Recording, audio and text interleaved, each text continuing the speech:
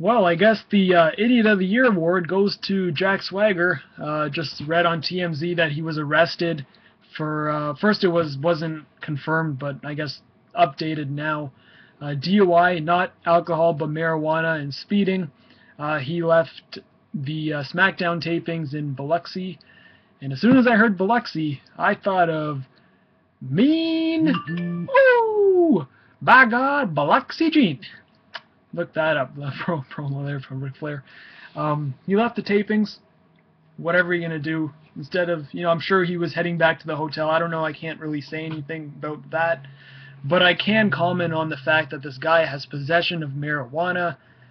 After everything WWE's really been going through, especially with Bruno Sammartino, I know his whole thing's about steroids, but I think his main message was the company has to clean its act up, and now Triple H went out of his way to convince Bruno that WWE has changed. The guys are getting tested. There's no drug use in the company. And this moron goes out and has possession of weed. Like, if he has it, wait till you at least get back to the hotel. And I'm sure he was stoned while driving. I'm sure it's not going to... Well, yeah, he was, because he's under the influence. And it's just like, how stupid do you really have to be to do something like that? This moron was pretty much losing every single week 1 year ago. He leaves TV for I think it was 6 months, 5 months, comes back, he wins the biggest match of his career, I'd say. He's in the main event, like he's in one of the title matches at WrestleMania. He is in a storyline that's getting worldwide publicity. This guy's on top of the world right now, and he really just screwed things up for him. And I don't care, that's the thing.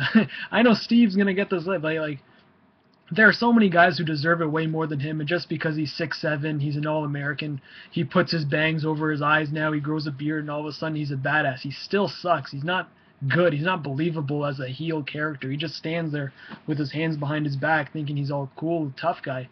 And now he's like, I don't even know what to say. Like, how stupid do you really have to be to really do that? And I know it's professional wrestling. Marijuana's not even that bad of a drug, but when you're in a worldwide public traded company, you have to be a lot more responsible than that. And Rob Van Dam, same thing, and he ended up losing the title the week after. And I think now, does he get suspended? Does Jack Swagger get the proper punishment that he, is deserving of? Because last time I checked, Jericho got a DUI, he got a world title.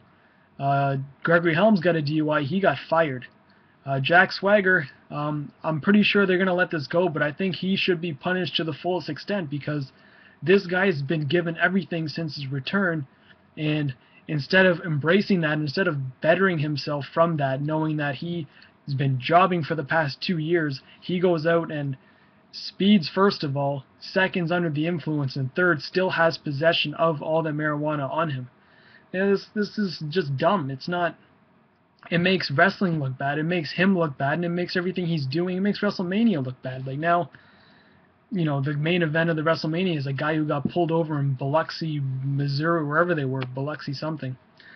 It's just, for me, there's so many guys who are so much more deserving than Jack Swagger who don't get caught for drugs like that, who don't even drink or smoke. Look at Daniel Bryan. This guy's in a stupid, dumb feud with Kane when he should be in that main event spot at WrestleMania, and he, what does he have to do? Because he's not 6'7", 6'8", he's not good enough to be in that spot. But you got guys like Swagger, and I don't know who, I think Swagger's really the only, you got guys like him who just prance along back, grow a beard, grow his hair, and just stand in the background while Zeb Coulter does all the talking, and now he just gets busted for drugs. It's dumb. It's quite pathetic, actually. It's not... I don't know. It's really, really pathetic when you really think about it, that a guy who's been given so much in so little time can really screw things up the way he did. And to be quite honest, I hope he gets suspended and he gets punished to the fullest extent, because this is not something that makes a company look good. Do what you got to do on your spare time. There's guys like Brian Kendrick and Paul London who go on record and say they've been smoking weed, for 20 whatever years, but they've never been caught with that.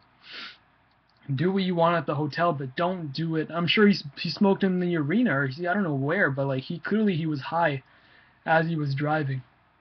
So that kind of opens more doors on what really goes on backstage at WWE events. But leave your thoughts. It's just really, I don't know. It just makes me really mad how things like this happen to guys who kind of been given it all. You know, it's what does drugs have to really do for you at this point in your career where you have nowhere else to go but down. This guy's literally on top of the world right now when it comes to the program he's in, his position in the company, and he's only been back for less than a month. So, just my thoughts, and I'll see you guys in the next video.